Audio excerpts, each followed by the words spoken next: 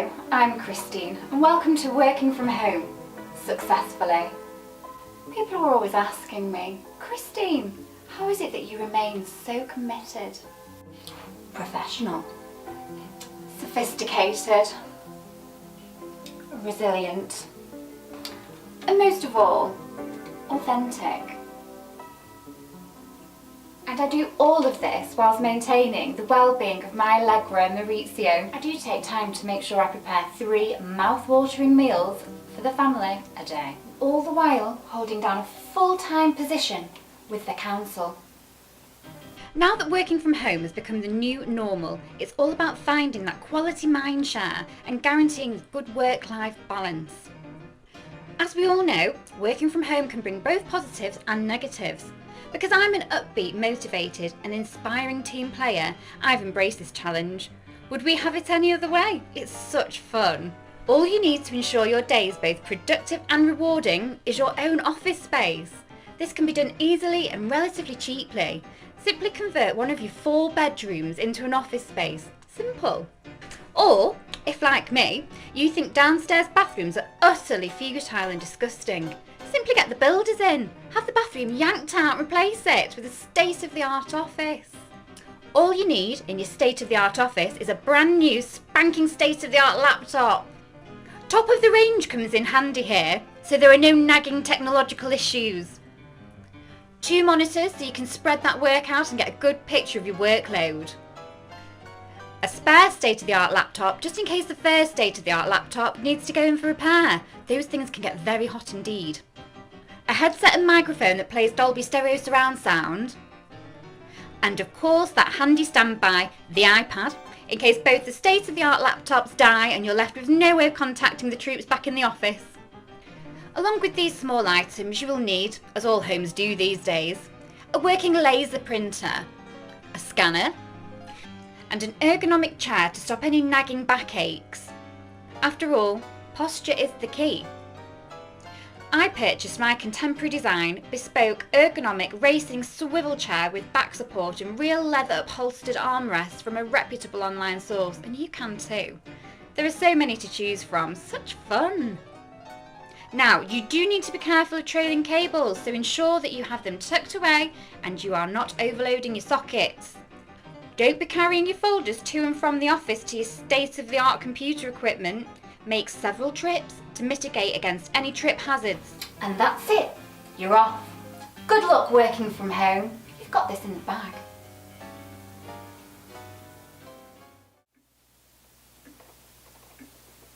Unlike Christine, I live in the real world. I don't have 4 bedrooms or state-of-the-art technology or multiple laptops or iPads. I've got the laptop from work and that's it. I haven't got an ego-simanic chair, whatever it's called. I've got a chair from downstairs that I do my work on. I have no clue what she's talking about, what world she lives in. So, I'm sorry, I make do with what I've got. To be honest, working from home, or hybrid working, whatever she wants to call it, was alright to begin with. You know, it was alright. It was, you know, it was alright at first. But then after a while, you just get sick of it. You long for normality. You want it to be as it used to be. I didn't have a bedroom I could turn into an office. Instead, my designated workspace became anywhere in the house. I could snooze my alarm. I didn't have to bother with the commute to work, and I'd roll over in bed and power up the laptop. I'd spend the day in my pyjamas and drink copious amounts of tea. My other half would be watching Netflix, while I'd be up the other side of the sofa with my headphones in, trying to concentrate on the meeting. My focus was all over the shop. One minute I'd be doing something work related, and then I'd be ironing a shirt, watching Murder, She Wrote, or just staring out of the back window. I miss being with my colleagues, you see. Each day I had 0 sense of achievement. I thought that multitasking was the best thing. I would start one task, do another, read my emails, check my phone, have the TV on. It was just distraction, distraction, distraction. I was eating everything out of the fridge. Snack Central. I was falling asleep half the time because I was full of sugar and bored. Saying that, I hardly ever took a break. I was working way past my usual 4:30 end. I was answering emails at 9 p.m. I was checking documents at 2 a.m. There I was, finding that all I was doing was thinking about work. Meanwhile, I had a bad back. I was lonely. I hardly saw anyone, and team meetings simply became a place where we turned our cameras off and secretly read our emails. Now that we've turned to a work from home model or hybrid working, I've started to see things in a different light. And here are some of the tips I've used to ensure that, unlike Christine, I really am committed, professional and authentic. Number 1, I now have a designated work area. I didn't have a home office, so I needed to improvise. I used the dining table, and now the chair wasn't an office chair, so I'd give myself plenty of breaks and I would move about the house to stop myself from seizing up. Rather than leave the laptop plugged in all of the time, instead I made sure that at 4:30 p.m, my normal finish time, I unplugged and cleared everything away, and that included any documents or books that I was using. Number 2, I also made sure that I didn't have dangling cables here, there and everywhere. I didn't want anyone, including me, to trip and fall. I was so used to calling IT support if something went wrong. So I made myself a plan B of what if scenarios in case technical wise things went wrong. And believe you me, it did go wrong. So I backed up my files, and I also downloaded MS Teams and Zoom onto my phone, just in case. Number 3, before the start of the working day, I made sure that I set my alarm, which gave me time to ready myself for work. I'd shower, eat my breakfast, do all of the normal things I do if I was going to travel to work, and this included getting dressed. Oh, the times I'd be in meetings in nothing but my pants and a Spider-Man t-shirt. Getting dressed kept me motivated.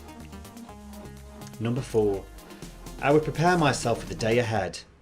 Most days, and this is personal to me, I'd meditate before work, and this put me in a clear headspace and my worries or anxieties would soon fade away. Now you could read a magazine or a chapter of a book, catch up on the news, watch a bit of telly, anything you like that makes you happy. Number 5, I made a list of priorities. Procrastination is a killer and can really demotivate you. It was so much easier to get down to work when I was in the buzzing office. I focused on work tasks and felt a sense of achievement. I gave myself time limits and completed things before I moved on to the next thing. Number 6. I had an open line of communication with my colleagues. I made sure that my calendar was updated each day.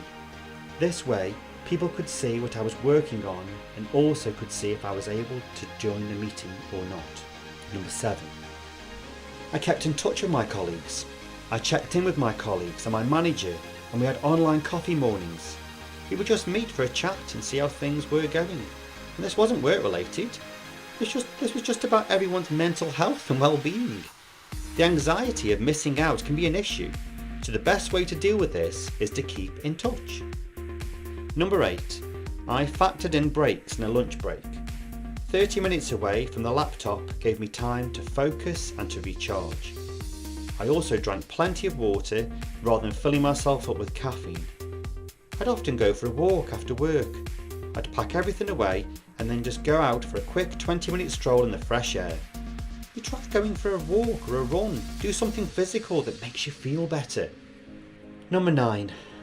I avoided distractions. Being at home meant that my mind associated home with relaxation. So there were times when I was grabbing the remote control or wandering to the fridge to eat everything in sight. To avoid procrastinations, I kept the TV remote as far away as possible, and I turned my phone to silent. I also made sure that my partner wasn't interrupting me and I wasn't interrupting him. And finally, number 10. I made sure that I had plenty of sleep because I knew I was getting a lie-in each morning. I was staying up later and later. We were binge watching everything and the pair of us were going to bed really late. The light from the TV fuels your brain and our poor brains remain active, even though we are exhausted from a marathon run of 8 episodes of Stranger Things. So I returned to my pre-working from home sleep routine. I didn't drink caffeine after 7 p.m, and I'd often read a book in the evening. This helped me forget about work and focus on something I enjoyed. To be productive from home, you need a good night's sleep. Working from home can be really beneficial, and it can be a challenge. It is essential that you disconnect from work. Be kind to yourself, and please monitor your anxiety levels. If you feel that you are struggling, or require assistance, or some support, then please speak up, speak out, and ask for help.